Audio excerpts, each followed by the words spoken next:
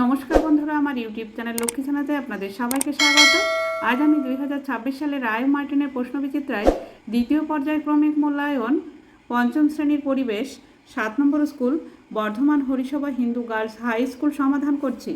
1 নম্বর, নিচের শূন্যস্থানগুলি পূরণ করো। 1 পশ্চিমবঙ্গের জমির ঢাল পূর্ব দিকে।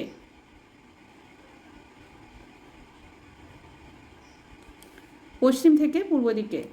1-2, মালভূমি অঞ্চলে ঢেউ খেলানো ভূমির মাঝে উঁচু টিলা আর পাহাড় দেখা যায়।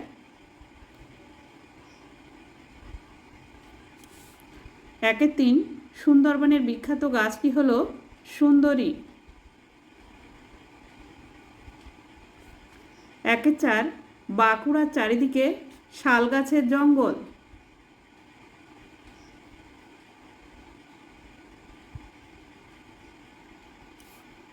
1-5, মহানন্দা নদীর জন্মস্থান দার্জিলিং জেলার ডাউহিল থেকে। ডাউহিল।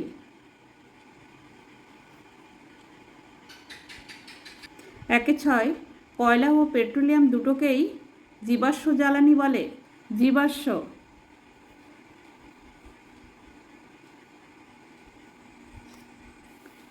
2 নম্বর, সঠিক উত্তরটি নির্বাচন করো। 2-1, বড় রেলওয়ে স্টেশনের জন্য বিখ্যাত হাওড়া, খড়গপুর, বোলপুর। খড়গপুর। 2-2, ছৌ নাচের জন্য বিখ্যাত পুরুলিয়া, বাঁকুড়া, ঝাড়গ্রাম জেলা। পুরুলিয়া। 2-3, চৈতন্যদেবের জন্মস্থান শান্তিপুর, নবদ্বীপ, মায়াপুর। নবদ্বীপ। 2-4, চিংড়িখালি দুর্গ অবস্থিত বারুইপুরে, খড়গপুরে, ডায়মন্ড হারবারে। ডায়মন্ড হারবারে। 2-5, লুপ্তপ্রায় মাছ হলো রুই, কাতলা, মৌরলা। মৌরলা। 3 নম্বর, হ্যাঁ অথবা না লেখো। 3-1, ক্ষুদিরাম বসুকে গুলি করে হত্যা করা হয়। এটি না। ক্ষুদিরাম বসুকে ফাঁসি দেওয়া হয়।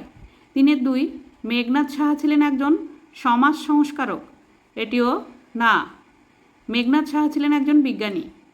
3-3, মানুষের স্বাস্থ্য একটি সম্পদ। এটি হ্যাঁ। 3-4, বেগম রোকেয়া মেয়েদের পড়াশোনার জন্য চেষ্টা করেছিলেন। এটি হ্যাঁ। 3-5, গান্ধী বুড়ি হলেন কল্পনা দত্ত। এটি না।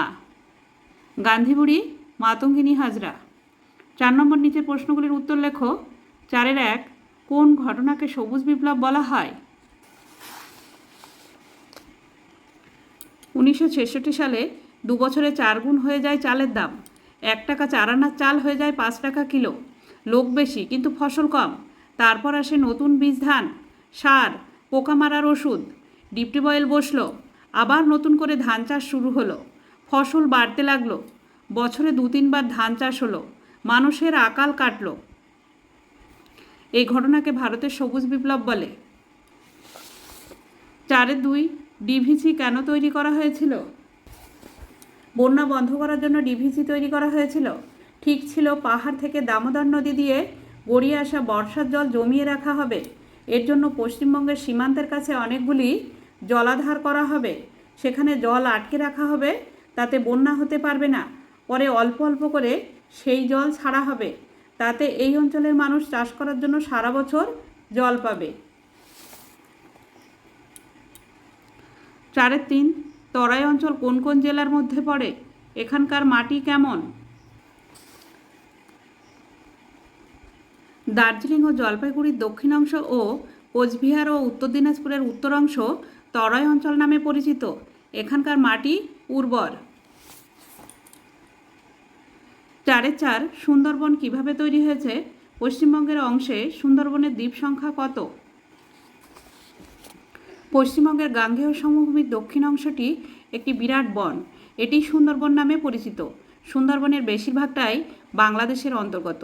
পশ্চিমবঙ্গের উত্তর 24 পরগনার কিছু অংশ এবং দক্ষিণ 24 পরগনার দক্ষিণ পূর্ব দিকের প্রায় পুরোটা জুড়েই সুন্দরবন। এই অঞ্চলে ভূমির ঢাল নেই বললেই চলে।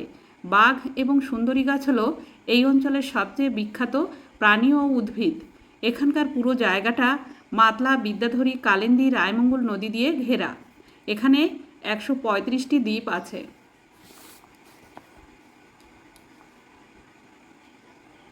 5 নম্বর নিচের প্রশ্নগুলির উত্তর লেখো। 5-1 গঙ্গা নদীর গতিপথ বর্ণনা করো। 5-2 জলচক্রের চিত্রটি অঙ্কন করো। গঙ্গা নদী উত্তরাখণ্ড রাজ্যের গোমুখ গুহা থেকে উৎপত্তি হয়ে উত্তরপ্রদেশ ও বিহারের মধ্য দিয়ে প্রবাহিত হয়ে এসে মুর্শিদাবাদ জেলায় ঢুকেছে। সেখান থেকে দুভাগ হয়ে চওড়া ধারাটা বাংলাদেশের মধ্যে পদ্মা নাম ধারণ করে বঙ্গোপসাগরে পড়েছে, আর অন্য ধারাটি পশ্চিমবঙ্গের ভিতর দিয়ে বয়ে গেছে। মুর্শিদাবাদের মিঠিপুর থেকে নদিয়ার নবদ্বীপ পর্যন্ত এই ধারাটির নাম ভাগীরথী, তারপর এর নাম হুগলি নদী। এই নদী বঙ্গোপসাগরে পতিত হয়েছে। 5-2 জলচক্রের চিত্রটি অঙ্কন করো। এটি জলচক্রের চিত্র।